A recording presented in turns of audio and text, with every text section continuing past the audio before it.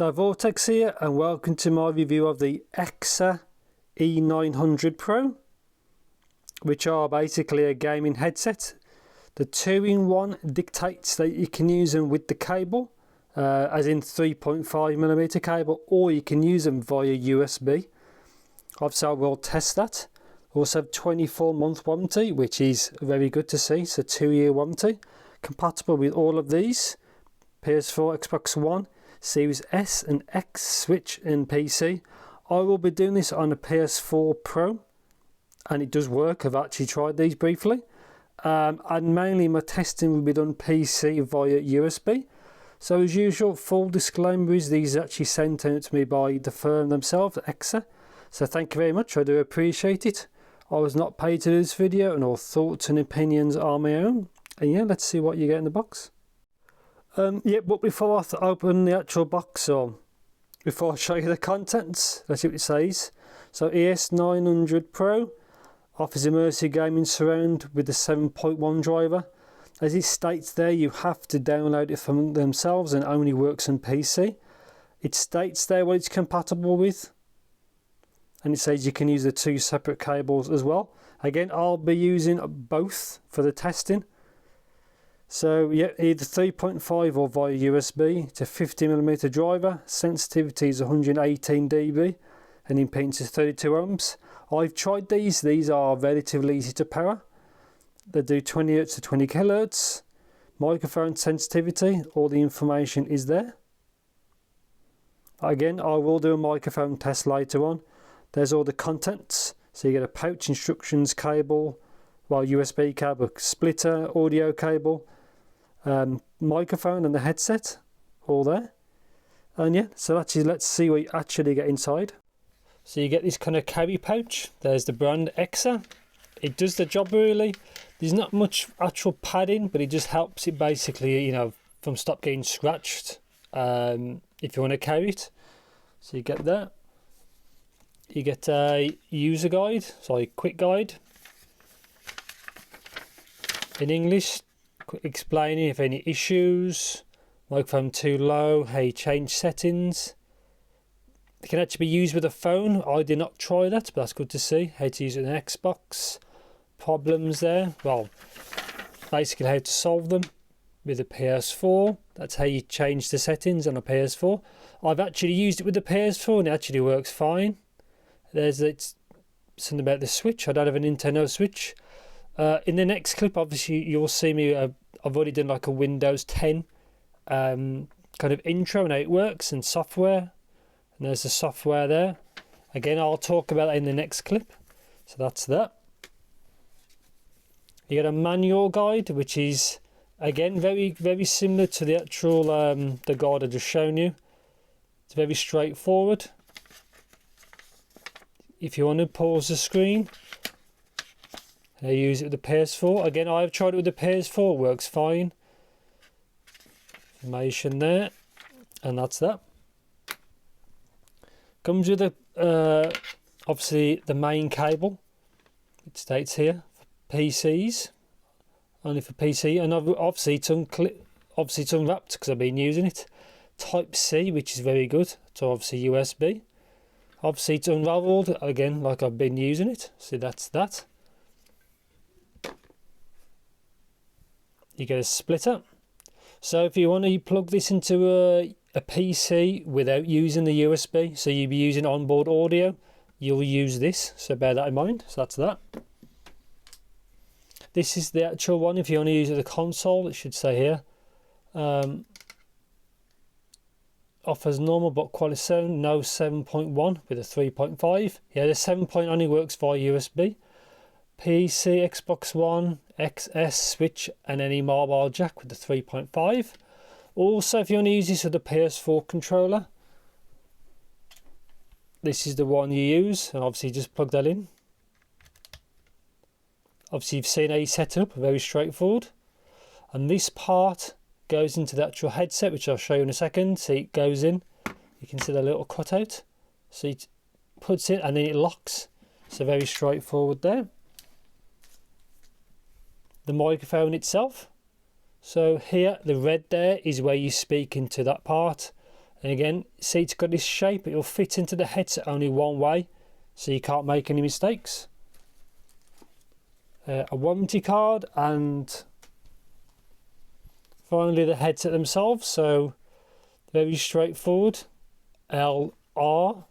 I'll show you properly in the next clip, but this is what they look like. Obviously good padding there. It states L and R, as you can see in the caps. So it's on the back there, L, obviously R. Right here, the cup has nothing. So these are very soft, I'll talk about it in a bit. So it's all on the left unit, so the microphone fits in one way. USB Type C. Now on the older units, it used to be micro USB, so I'm glad they've changed that. The 3.5 lockable microphone. So when it's out, the microphone is muted. When it's in, it's not muted. And the volume dial, which is here, which is not infinite. I've set mine about 50%. And yeah, so in the next clip, I've done a microphone test as well, going over Windows 10 and natural software. And then after that, I will be actually on to the review of these. So this is basically an overview of what it looks like in Windows 10, the playback and recording, and I will show straight after this the actual software. So let's get into it. So playback comes up as USB audio device, which is kind of generic. Anyway, click properties, levels. I've got mine at 50% because it's super loud otherwise. And obviously you got the volume level on the actual headset. I'm about halfway and I'm perfectly happy with that. So it's plenty of power, so bear that in mind. Effects, these are also in the software as well. Normally I recommend to disable stuff in Windows, but obviously these are different because they have the effects, but you disable them if you want to. Advanced, so it is 16-bit 48 kilohertz. As you can see, spatial sound is off. So recording, ignore the tone arc because that's plugged in as well. This is what I'm using now and recording. So I'm actually using the actual headset to record this as well. So general, listen, custom, AGC. Normally you have that off, but that's associated to the microphone boost in the software, and I recommend to have it on. Otherwise, the actual microphone is quite quiet. So levels, I've got it maxed. With AGC off, I find it kind of quiet. So I recommend to have the microphone AGC on or the boost on. Effects. These are also in the software as well, which I'll show you. You can turn them on and off. And advanced, again, 16-bit 48 kilohertz. And yeah, this is that. I'm going to bring it over now. So this is what it looks like. It's set as 48 kilohertz. Master, again, 50%. It's locked them so they are equal. This here is the volume in Windows. Again, if you change it here, it changes in Windows. That's just what it's set at 48 kilohertz. So right click speakers brings you all of these. So there's volume control, separate to 48 kilohertz. Equalizer is off. If you want to use it, I recommend you turn it on, but to do it manually, the presets can be hit and miss. Environmental effects, just fun things if you want to use it, just to play around with. 7.1 works okay in some games, and I think less than okay in others. It just takes a bit of trial and error and a bit of fun if you want to use it. It's there. Sync effects, just again effects if you want to use that. Surround max again is linked to the 7.1. So you have to turn that on to enable the other one. So bear that in mind. Put that there. Microphone again. Enable microphone boost is AGC in Windows. I recommend to have it on, otherwise it actually can be too quiet. So bear that in mind. I've got on. Monitor is you can turn the mic on, and so you can actually monitor it through the headphones, which is cool because the headset is basically closed back, so it's harder to hear yourself. Sample rate there. Again, 48 kilohertz, the highest. Sing effects. Echo if you want to play with it. Now I'm going to just go through the magic voices. This is just a bit of fun. So like now I'm speaking through a dinosaur, well kind of a dinosaur's voice. Now I'm a duck. Obviously you can hear this, but I can't. A male voice, just a bit of fun, blah blah blah blah. and a female voice, and this is just what I say, like, just for a bit of fun. Turn that off. And noise reduction, again, if you're in a louder room, fans, air conditioning, anything like that, I have it off because I'm technically in a quiet room, and the only thing I have on is my PC. And that's it. So it's quite featured. If you want to play around with it, I like to use it kind of basic, really. And that's it. Just wanted to show a little clip of the actual RGB on, or more like a backlight. It's actually a little bit more red in real life. You can't turn it on and off. So if you're using this via USB, it's on all the time. They're quite subtle, as you can see. It's mainly black with a little bit of red, like on the actual cable there. But yeah, it's not too bad. At least it's a subtle thing. If you use this with the 3.5 cable, then again, it does not work. Obviously, you have to use USB only to get it to light up, and yeah, that's what they look like with the plugged in. So finally on to the review of the EKSA E900 Pro. So let's get into it. Let's get into build quality. It's mainly an all plastic construction, but the forks are actually metal. Build quality in the flesh is a lot better than I expected compared to the Edifier one I did a couple of months ago. This is much better build. This is a noticeable step up. I like it's kind of subtle. It's only red and black. Obviously, you've just seen the clip of that lighting up as well. Just the red there. It's got the branding on the top. The padding is also very good. So build quality, I'm quite happy with it. So you have to be careful of just this cable here, but because that's behind you, you'll be pulling on your head and you're facing forwards. I have no issues. Maybe it's just a colour thing as well, but I think the cable, if it's routed a little bit better, might be better for the long term, but it seems fine. Pads are very soft, but they can get a bit warmer in the ear, but again, I had no issues with comfort.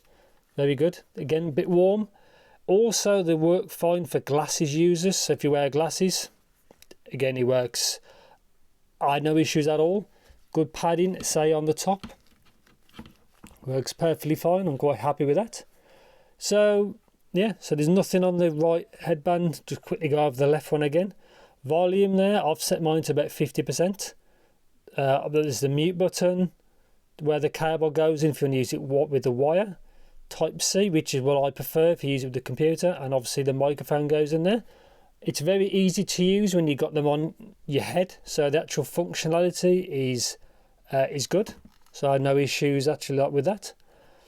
So let's get on to so sound quality. I found these kind of L-shaped, so that means the bass is above the mids and the treble, shall we say.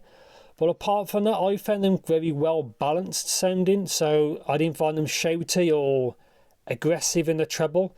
Everything is, I found it very, to be honest, I found the actual balance, apart from the little being a bit bass heavy, fine. I find this quite good for gaming, but if you want to use this for competitive use, you want to probably EQ the bass down a bit. But for me, I'm a casual gamer. These are actually fine. I was quite happy with them, wearing for a few hours at a time. No issue at all. And also they're not that heavy considering what they are. I do like the actual aesthetics. Like I said, they glow up, have you seen in the previous clip. So imaging and soundstage I thought was okay. They are closed back headphones, so you have to bear that in mind. They're not open back. They're not like Sennheiser HD800s, which are like monster soundstage.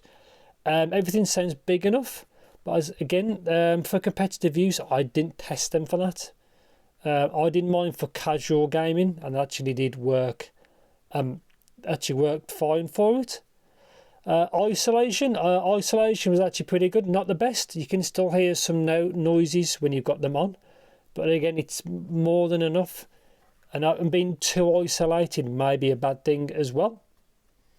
So the actual functionality was more than enough. I like you can use it two ways, which is better than the Edifier I've had before, and you can only use it with the attached wire. So you can use obviously your consoles. You've seen it with the PS4. It plugs in the PS4 fine. Or you can plug into your PC. If you don't want to use actual software or anything like that, it works fine for that. But yeah, on the whole, they're not too bad at all. I think they're priced very well. I think when I did this video, I think there's around £40, which is, I think, is pretty good value for money considering the build quality and the functionality and everything you get is very good. I've already mentioned the 7.1 in the sound part, but I'll talk about it here. I found it works okay on some games and less than okay on others. Might require a bit of trial and error on your part, but I use most of the time. I was in stereo. I was quite happy with that. When I did use the 7.1 and when it worked well, it worked pretty good. So just a bit of trial and error there. I'm not much to say really. I was quite happy with them. Again, the comfort was good. Microphone boost, they seem really quiet, so you have to use that setting I was showing you to boost the microphone. Again, the actual microphone quality was good. So on the whole, I think these are a pretty good kind of gaming headsets. I like they didn't go crazy with the kind of colours, because I don't like that. So conclusion is, I do like these. I wish the microphone was a bit more efficient. And the rest, I probably wish it was a little bit less bassy, but these are consumer focused gaming headsets, so I can see why there's a bass boost. But I like they got all the functionality, detachable cables, pads are comfortable. I wish they could breathe a bit better, but that's probably being a bit fussy. Again, I don't live in a hot climate, so you have to bear that in mind. And yeah, I'm happy with the sound. It's a bit bass boosted, but you can always change that if you want. They've got good details. The actual tonality of them is good.